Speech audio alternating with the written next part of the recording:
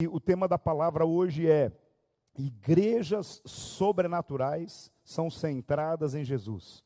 Então nós vamos falar sobre como ser uma igreja sobrenatural. Nós temos já experimentado milagres, nós temos experimentado bênçãos de Deus sobre a nossa vida. Nós temos aprendido que há muitas coisas que podem acontecer no natural, mas nós queremos ser uma igreja sobrenatural. Nós queremos viver o sobrenatural de Deus na nossa vida. Nós queremos experimentar algo novo e a gente precisa entender como que nós chegamos lá. Se você tem a sua Bíblia aí, seja qual o formato dela, seja em papel, seja digital, abra ela comigo em Lucas 9, 28. Nós vamos ler Lucas 9, 28 a 36. Se você não tem, acompanha aí. Mas é bom que você possa ter essa palavra junto com você. Diz assim: aproximadamente 8 dias depois de dizer essas coisas, Jesus tomou consigo a Pedro, João e Tiago e subiu a um monte para orar. Enquanto orava, a aparência do seu rosto se transformou e as suas roupas ficaram alvas e resplandecentes como o brilho de um relâmpago. Surgiram então 2 homens que começaram a conversar com Jesus. Eram Moisés e Elias. Apareceram em glorioso esplendor e falavam sobre a partida de Jesus, que estava para se cumprir em Jerusalém. Pedro e seus companheiros estavam dominados pelo sono e, acordando subitamente, viram a glória de Jesus e os 2 homens que estavam com ele. Quando estes estavam se retirando, Pedro disse a Jesus: Mestre, é bom estarmos aqui. Façamos 3 tendas, uma para ti, uma para Moisés, outra para Elias, porque mas eles não sabiam o que eles estavam dizendo. Enquanto ele estava falando, uma nuvem apareceu e os envolveu, e eles ficaram com medo ao entrarem na nuvem. Dela saiu uma voz que dizia: Esse é o meu filho escolhido, ouçam a ele. E tendo-se ouvido a voz, Jesus ficou só, e os discípulos então guardaram isso somente para si. Naqueles dias eles não contaram nada ainda daquilo que eles tinham visto. Nós estamos diante de uma palavra interessante. Nós vemos essa palavra muitas vezes bem conhecida e clara diante de nós. E há muitas coisas nesse texto que a gente precisa ver que elas representam paralelamente a igreja, ou nos representa também. Uma das coisas que nós precisamos entender é o chamado do Senhor Jesus para a consagração. A palavra diz que Jesus foi lá e tomou 3 da sua equipe, e que era Pedro, que era João, que era Tiago, e eles subiram para o monte para quê? Para orar. Eles subiram o monte para orar. Nós poderíamos dizer, eles subiram para se consagrar. Mas Jesus já era santo, e ele tinha nessa perspectiva. Então, Pedro, João e Tiago, ele leva, e eles sobem para consagrar. Então, nós precisamos entender que consagração não é uma moda, é uma rotina, é uma disciplina espiritual. Nós precisamos entender, é uma cultura para a igreja, ok? A gente precisa entender esse princípio. E é interessante que a gente percebe que quando a igreja ora, quando a gente ora, algo acontece. Muitas vezes algumas coisas não acontecem como nós gostaríamos que acontecessem, porque a gente não ora.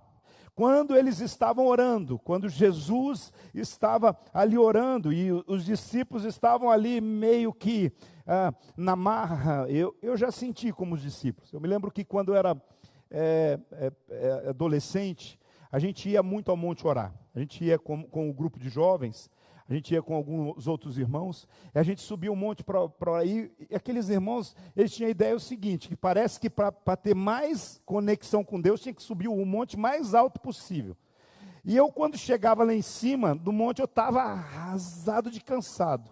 Então, às vezes, uma oração profunda se tornava num sono profundo. Quantas vezes eu queria ajoelhar logo, não era porque eu era espiritual, é que eu enfiava a cara no mato assim, e, sabe, babava de tanto dormir.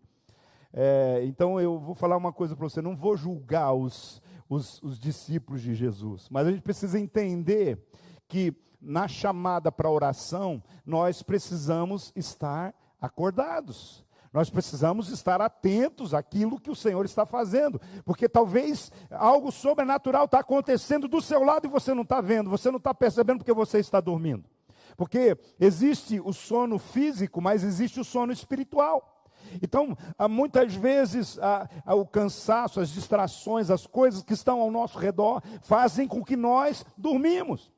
Eles subiram, eles estavam orando e já no momento da oração, o texto diz que a aparência e o rosto de Jesus já se transformou, as suas vestes que se tornaram alvas, branco e ficaram de forma assim sobrenatural diante dos olhos dele e resplandecentes como relâmpago. Tem gente que já foi orar no monte e já viu graveto ficar resplandecente. Já viu, Ezequiel? Ezequiel não viu ainda, Ezequiel? Ixi, vai precisar orar mais. Eu acho que estava dormindo no monte. O Ezequiel gosta de orar no monte. Mas tem alguém aqui que já viu graveto ficar? Não significa que você seja mais espiritual ou menos espiritual. Significa que algo que Deus quis revelar para você aqui. Agora, tem alguém aqui que não viu graveto, mas viu o milagre acontecer a partir do monte? Não viu graveto, mas viu avivamento acontecer na vida. Então, o que a gente precisa entender é que assim, a palavra do Senhor diz em João 3,8 que o vento sopra, ele é como um vento, você ouve a sua voz, mas não sabe de onde vem, nem para onde vai, assim é todo que é nascido do Espírito. O Espírito Santo ele não age moldado por um conceito humano ou numa caixinha, ele faz do jeito que ele entende ser importante para o processo. Mas Jesus estava ali na oração, ele sobrenaturalmente suas vestes alvas, um brilho de um relâmpago, e de repente surgem aí duas pessoas que são importantes na história. É interessante a gente entender bem esse processo. Enquanto Jesus orava, de repente surge a imagem de duas pessoas. Surgem aqui Moisés e Elias. Só para você entender uma coisa. Algumas pessoas falam, então tem reencarnação na Bíblia? Não, não tem reencarnação na Bíblia. Mas tem na Bíblia revelação de propósitos e princípios. Quero que você entenda que Moisés representa a lei, Elias representa os profetas, e ele se encontra com Jesus, que representa a graça. Consegue entender isso? Consegue entender o propósito? O Senhor está dizendo para nós assim que toda experiência sobrenatural, ela não vai além do que a Bíblia estabelece para nós. Então, a gente precisa entender que tudo que Deus fizer na nossa vida, sobrenaturalmente, existe revelação e base bíblica para o que vai acontecer. Então, então talvez você fale assim, mas no meu encontro com Deus, eu caí no chão e fiquei horas. Tem isso na Bíblia? Tem. Cair na unção na Bíblia tem. Eu tive uma experiência, um dia que eu fui como que transladado para o céu também. O próprio apóstolo Paulo fala que ele foi levado até o terceiro céu.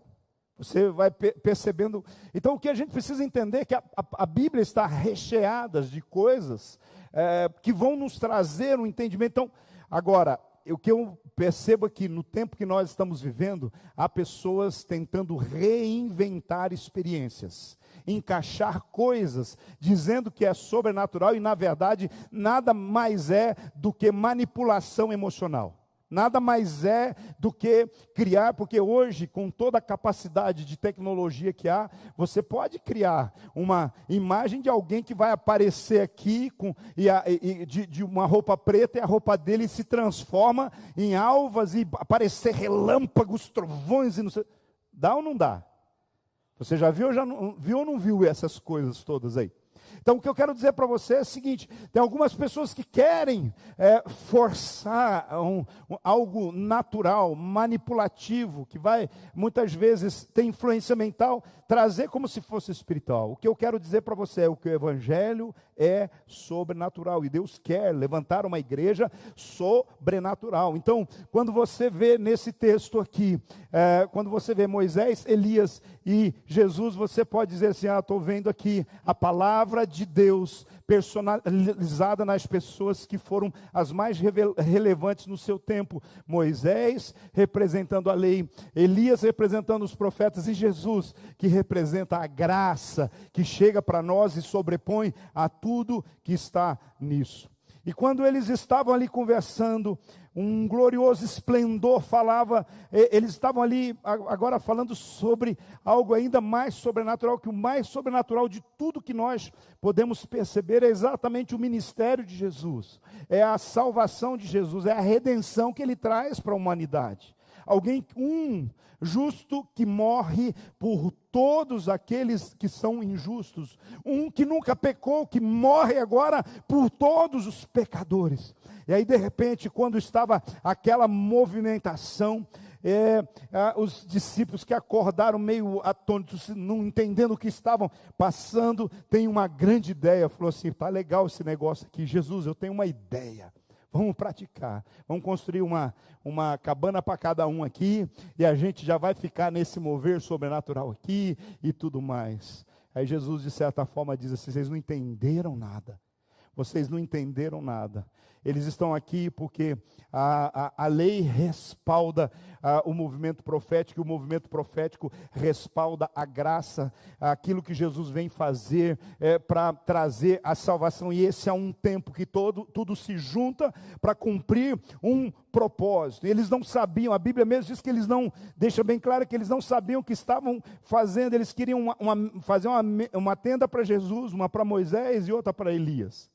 E talvez eles devem falar: nós vamos ficar debaixo da tenda de Jesus, né? Mas nós vamos ficar aqui, nessa experiência. Mas o que nós precisamos entender é que, enquanto ele estava falando, veio a nuvem e agora abraçou, e eles ficaram com medo de tudo aquilo que aconteceu, e Moisés e Elias era só figurativo, representativo, ali agora já não estavam mais, agora fica apenas o propósito e a missão. Eles estavam ali por causa de uma missão. E agora Jesus, a voz do Pai aparece e diz: este é o meu filho amado, em quem eu tenho prazer. Ou seja, agora tudo que se resume, o que nós precisamos ser é uma igreja cristocêntrica. O nosso evangelho, ele precisa ser um evangelho cristocêntrico. Jesus veio e ele cumpriu a lei, ele cumpriu os profetas, ele absorveu isso, e agora ele é a própria lei, ele é a própria, o próprio sobrenatural que aconteceu através do profético. Agora é Jesus que representa nós. Então agora, quando nós nos movemos no profético, nós não temos que reproduzir o que aconteceu através dos profetas antigos, nós temos que reproduzir o que aconteceu através do maior de todos os profetas, porque Jesus, ele veio e no cumprimento, ele cumpriu o seu encargo de profeta, de sacerdote e de rei. Jesus em si mesmo, ele foi profeta, sacerdote, e ele é o nosso rei, é o rei eterno que vai estar reinando para todo sempre. Sobre isso eu quero falar no próximo domingo, sobre o reinado de Jesus. Mas diante disso, ouvindo um pouquinho disso, nós precisamos entender que, tendo-se ouvido a voz, agora Jesus ficou só, e agora os discípulos guardaram isso para eles, e agora vem as instruções, e agora vem o envio, né? Então eles estavam ali, na véspera da morte de Jesus, do sacrifício de Jesus, na véspera do momento ao qual nós estamos celebrando hoje, que é a ceia. Nós celebramos a morte e a ressurreição de Jesus. E a gente precisa entender o seguinte: em primeira e última análise, para a vida da igreja, o sobrenatural, o maior, o mais incrível, o extraordinário, sobrenatural na vida da igreja é viver com a consciência do envio. é viver com a consciência de que nós somos enviados para levar uma mensagem de salvação e de transformação sobre o mundo. Portanto, vão e façam discípulos. Este é o envio da grande comissão. Façam discípulos de todas as nações, batizando-as em nome do Pai, do Filho e do Espírito Santo, ensinando-os a obedecer o que tem sido aprendido, o que nos tem sido ensinado. O envio também do grande mandamento. Nós somos enviados para falar do amor de Deus, mas nós fomos chamados também para amar como Deus amou. Nós somos enviados para cumprir o grande mandamento, como está em Mateus 22:37, amar o Senhor, o seu Deus de todo o coração, de toda a tua alma, de todo o seu entendimento, e amar o próximo como a si mesmo. Nós não podemos negligenciar esse chamado de Deus, que nos chama para amar a todos, inclusive aqueles que nos perseguem, aqueles que nos odeiam, aqueles que não nos são íntimos. O Senhor nos ensina a cumprir esse envio, Ele nos envia para cumprir esse mandamento. E nós temos também o envio que o Senhor tem para nós, que é o envio da grande compaixão. É o envio que se preocupa com os necessitados, com aqueles que é o envio dito missionário, como aquele que o Senhor tem nos enviado como igreja para a África, para cuidar daqueles mais pobres, necessitados, que não têm muitas vezes o que comer, como o Senhor nos tem enviado ao projeto Manancial, de cuidar de crianças e famílias que estão vivendo abaixo da linha da pobreza muitas vezes. Então nós temos esse envio para a grande compaixão. Jesus mesmo diz assim: olha, tive fome, vocês me deram de comer, tive sede, me deram de beber, fui estrangeiro, vocês me acolheram, necessitei de roupas e vocês me vestiram, estive enfermos e vocês cuidaram de mim. Eu estive na prisão e vocês foram me visitar. Aí os discípulos falaram: mas quando nós fizemos isso? Ele diz assim: quando vocês deram um copo d'água para um necessitado, quando vocês cuidaram dessas pessoas, quando vocês deram um prato de comida para quem precisava, quando você olhou com compaixão e ajudou alguém que estava doente, quando você abriu portas. Sim. Então, queridos, há um envio de Deus para nós, para a grande comissão, para o grande mandamento, a grande comissão, que é falar do amor de Deus e discipular pessoas. O grande mandamento é amar as pessoas, porque elas precisam deste amor que o Senhor já tem colocado no nosso coração, e a grande compaixão, que é como o apóstolo Tiago ensina: me mostre as suas obras, eu vou mostrar a sua fé. O nosso evangelho não pode ser um evangelho meramente intelectual. O nosso evangelho não pode ser um evangelho meramente de experimentar a presença, a graça, louvores congregacionais que nos levam e nos conectam com o céu. O nosso evangelho deve nos levar a sentir a dor daqueles que estão sofrendo, a poder também ajudar aqueles que estão em necessidades. É isso que nós somos chamados por Deus para o propósito. Então, a grande comissão sem o grande mandamento torna-se um barulho, e o grande mandamento sem a grande compaixão torna-se apenas teoria. Então nós precisamos entender que nós não fomos chamados para cumprir um ou outro, nós fomos chamados para cumprir os três: fazer discípulos, amar as pessoas e ajudar aqueles que estão passando por necessidades, porque juntos eles formam o propósito da igreja. Juntos eles formam o propósito da igreja. Mas daí que entra uma questão: se nós tentarmos cumprir a grande comissão e fazer discípulos, tentarmos amar as pessoas, ou tentar cumprir a grande compaixão na força do braço, ou sem o poder do Espírito Santo, isso vai fazer bem às pessoas, mas não vai transformar a vida delas. Se a igreja não for sobrenatural nas suas ações, ela vai estar sendo apenas um paralelo ao que o governo faz, ao que as ONGs fazem ou qualquer outra coisa. Mas Deus nos chama para mais, Deus nos chama para mais do que apenas ensinar a palavra para as pessoas. Deus nos chama para mais do que apenas amar as pessoas. Deus nos chama para mais do que ajudar as pessoas que estão em dificuldade financeira, econômica, pessoal, familiar. Deus nos chama para levarmos a elas o sobrenatural que transforma as suas vidas, as suas realidades, as suas histórias para sempre. Quando a igreja começa a viver o sobrenatural, ela começa a andar nas pisadas de Jesus. Ela começa a fazer aquilo que Jesus faz. Então, o que define a igreja sobrenatural não é uma igreja que apenas experimenta o poder, mas é uma igreja que entende que o poder existe para missão. Eu vou repetir. O que define uma igreja sobrenatural é que ela não é uma igreja que apenas experimenta o poder, mas é uma igreja que entende que o poder existe para missão. Isso me reportou, essa frase, pensando, refletindo sobre ela, o Espírito Santo me levou quando eu tinha 11 anos de idade aproximadamente. Foi quando eu tive pessoalmente o primeiro impacto, entre 9 e 11 anos, eu não vou conseguir dizer exatamente, mas é entre 9 e 11 anos de idade que eu tive o primeiro impacto, que eu fui batizado com o Espírito Santo. Eu literalmente fui batizado com o Espírito Santo. E batizado com o Espírito Santo, eu comecei a perceber o quanto era incrível, fantástico, extraordinário o agir do Espírito Santo, na vida da gente. A igreja, eu nasci no meio de um avivamento, de uma igreja pentecostal avivada, e eu amava esses ambientes. Um dia, eu estava conversando com a minha mãe, todo empolgado com poder, com unção, com graveto que acende, com milagres que eu via acontecer e tudo mais. Aí a minha mãe falou assim: é tão tremendo, o que Deus faz.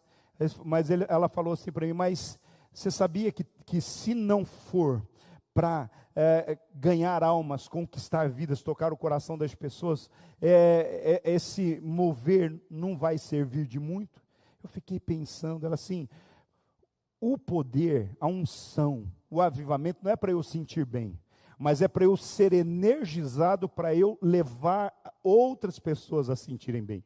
Não é apenas para eu me sentir bem, porque quando a gente recebe uma visitação, uma palavra, quando a gente recebe um toque do Espírito Santo, quando a gente se sente bem demais, e a vontade é fazer como os discípulos falaram assim: vamos ficar aqui em cima do monte, vamos fazer uma tenda para cada um, e vamos ficar aqui aleluiado, vamos ficar aqui. Um dia eu entrego profecia para você, outro dia você entrega para mim, outro dia nós vamos avaliar tudo mais, outro dia nós vamos ficar aqui chapado, aqui, chapando em Deus e tal, e o resto, é para já que tinha mais 9 lá embaixo, estava 3 dos discípulos, só da equipe tinha mais 9 lá embaixo, e o resto, e agora?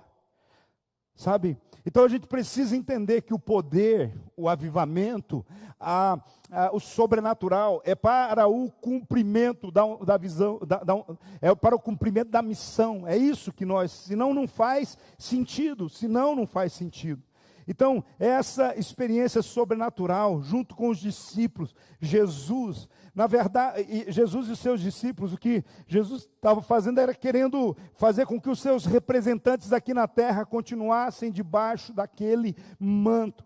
Então, a transfiguração que narra essa palavra, essa revelação cristológica de Jesus. É pedagógica e cristológica. Revela Jesus no suprassumo de Jesus, mas nos traz pedagogicamente aquilo que nós precisamos e podemos fazer. Ou seja, o monte não é um palco de êxtase espiritual, é uma sala de aula divina. Então, o aprendizado que nós vamos ter, você vai perceber assim: mas aonde que está essa parte do ensino do aprendizado divino? Deus, o Pai, fecha o momento, bradando do céu com uma palavra, dizendo: esse é o meu filho amado em quem tenho prazer. O Pai está dizendo para nós, a igreja precisa ser cristocêntrica.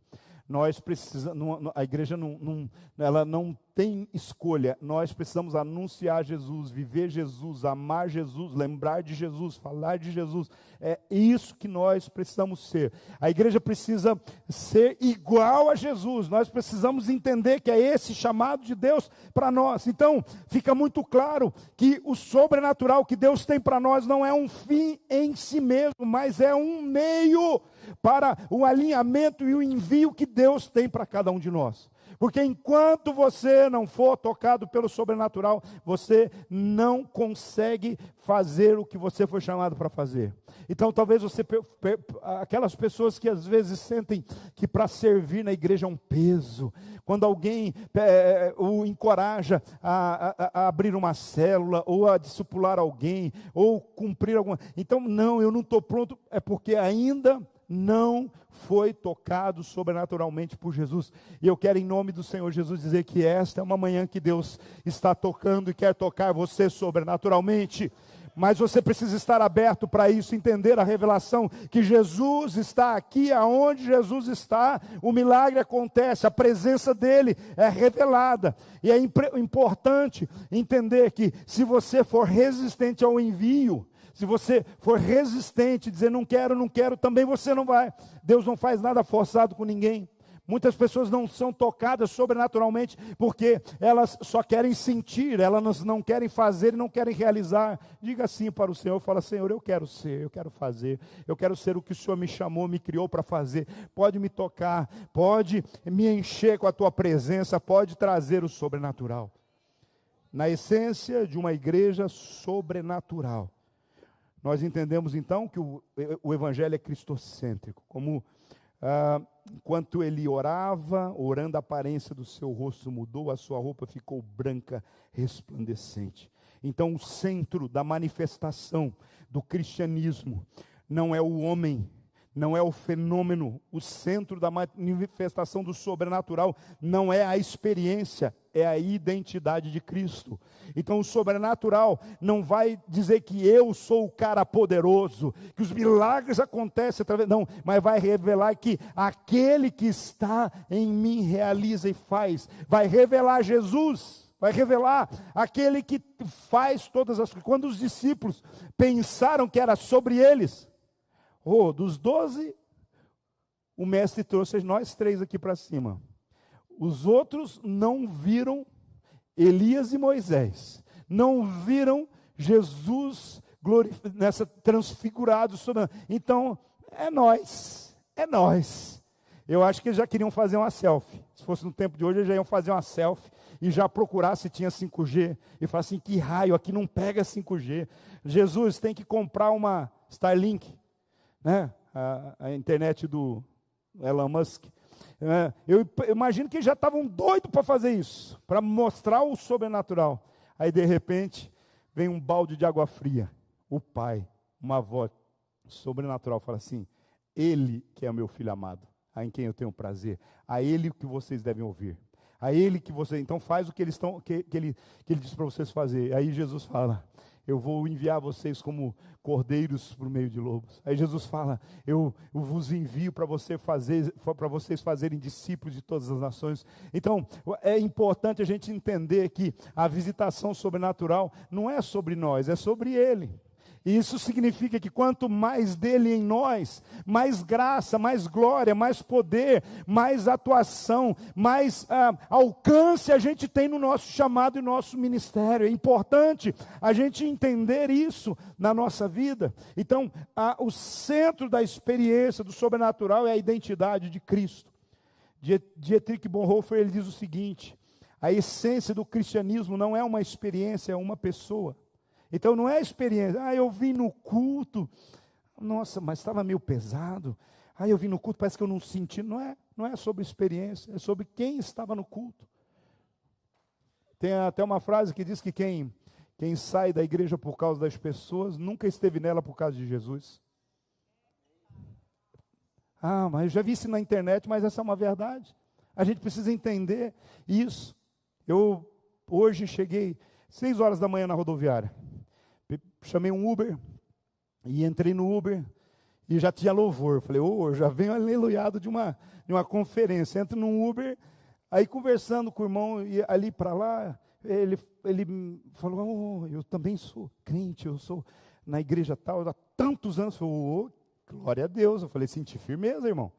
Ele falou assim, já tive 1000 motivos para sair da igreja, mas eu não estou lá na igreja por causa de pessoas, eu estou por causa de Jesus.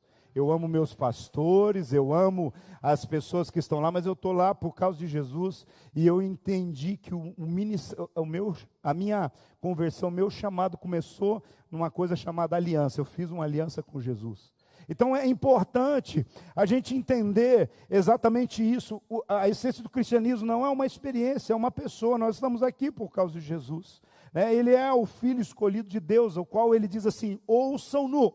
Então, o sobrenatural verdadeiro sempre aponta para Jesus, não para quem o experimenta. Tire os olhos dos homens. E também, se alguém não perceber que alguma coisa, um brilho diferente em você, mas se Jesus está no você, você precisa entender que quem realmente precisa te perceber é o Senhor Jesus. É Ele que precisa te perceber. É Ele que precisa perceber as suas orações. É Ele que precisa se mover. Então, o sobrenatural verdadeiro sempre aponta que para uma vivência com Jesus, não apenas para uma experiência de um movimento, de um culto.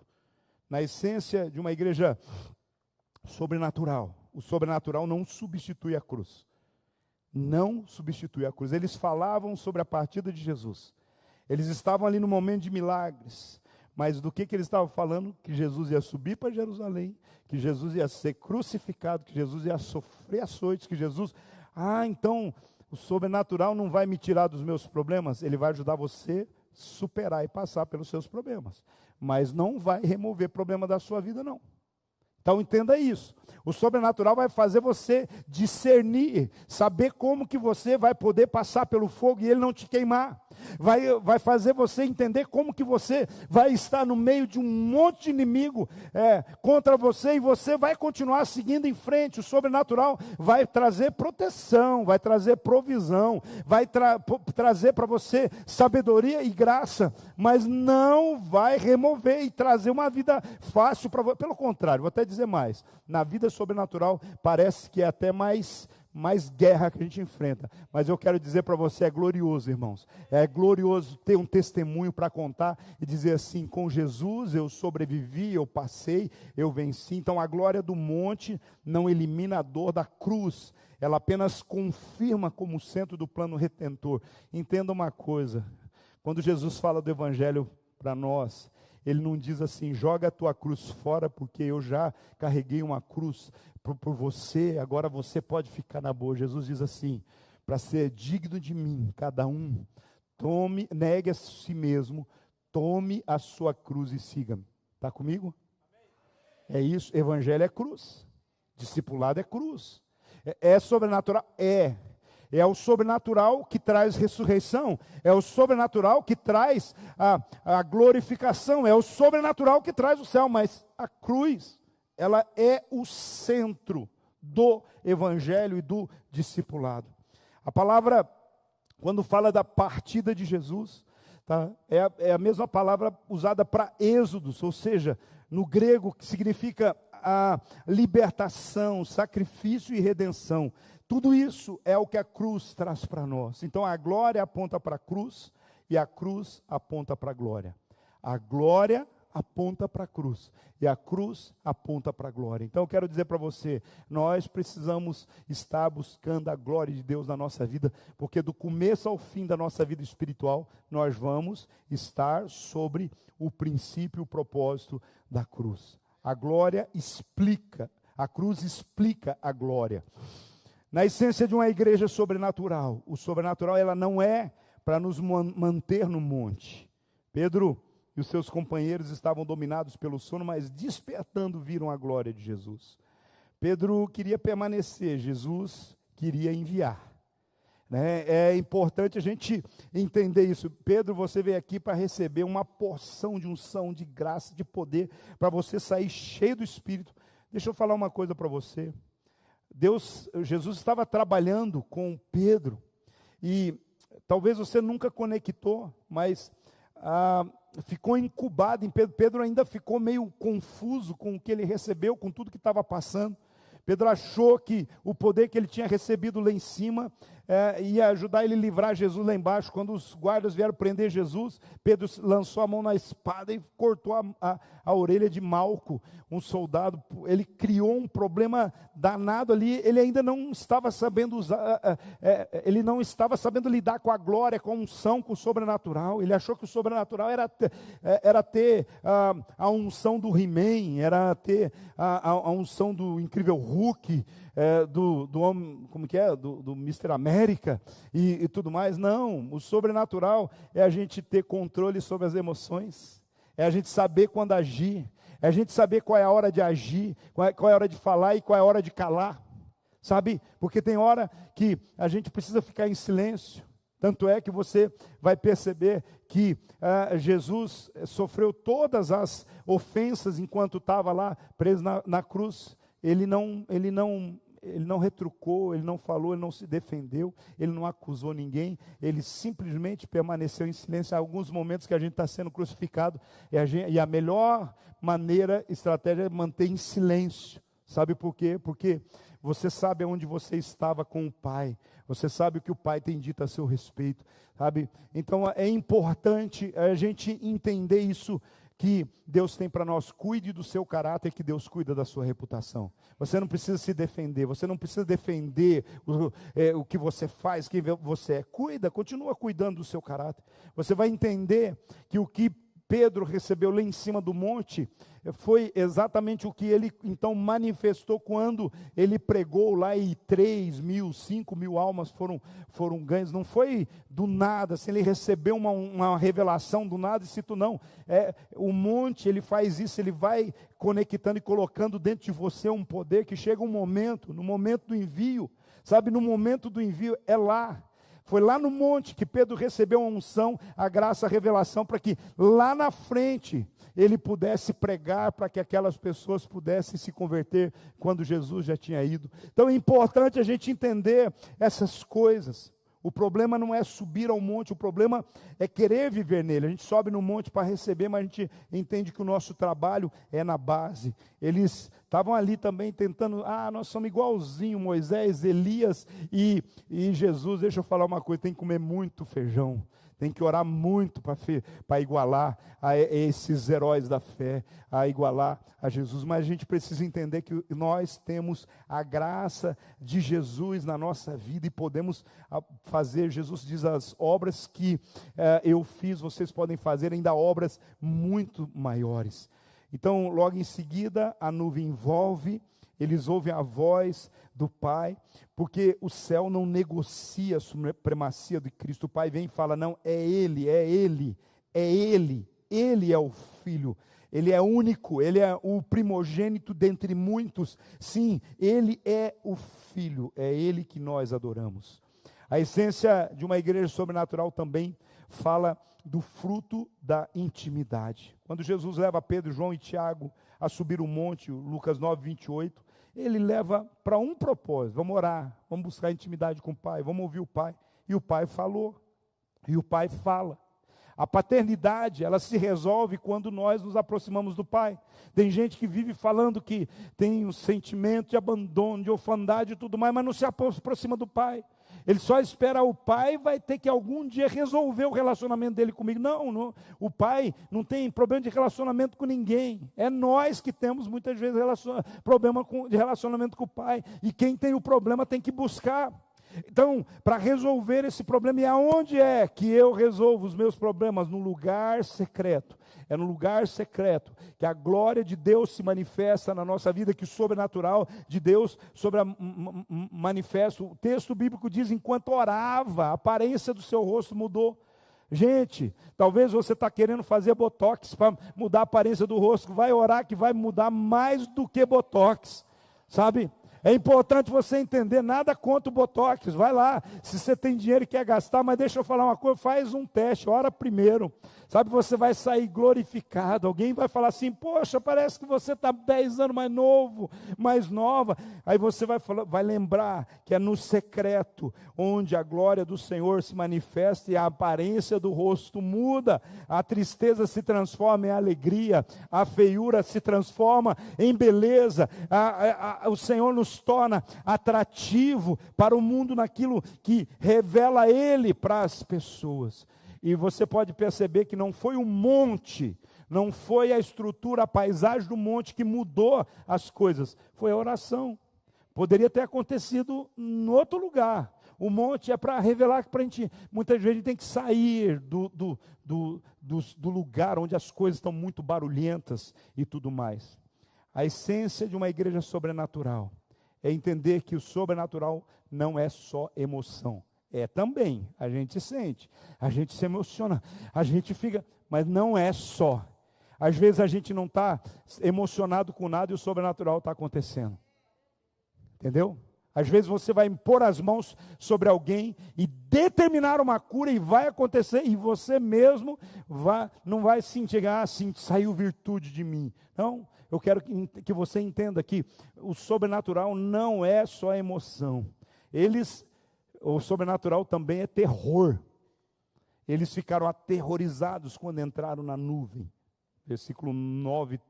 Capítulo 9, versículo 34 de Lucas. Eles ficaram impactados, não compreenderam, porque espanto não é sinal de maturidade espiritual. Quem não é maduro espiritual fica assustado, igual uma criança que vê uma coisa diferente. Então, os discípulos, eles sofreram aquele impacto. Impacto sem entendimento gera silêncio. Revelação com alinhamento gera obediência. Então, é importante a gente entender isso. Muitas vezes o sobrenatural vai nos assustar. Se você está orando com alguém e alguém começa a manifestar demônio, se você está orando com alguém e de repente você começa a perceber algumas manifestações, às vezes você vai ficar aterrorizado por nunca ter lidado com isso, mas quando você tem intimidade com Deus e o sobrenatural, essas coisas não te assustam. Em último lugar, o sobrenatural existe para impulsionar a missão redentora. Este é o meu filho escolhido. Então ouçam. O pai não disse para admirar Jesus. O pai disse, ouça e obedeça a Jesus. Então, ouvir aqui nesse contexto bíblico é obedecer, é assumir que nós temos uma missão todos os dias. Pouco tempo depois, Jesus disse assim, quem quiser salvar a sua vida, perderá, mas quem perder a sua vida por minha causa, a salvará.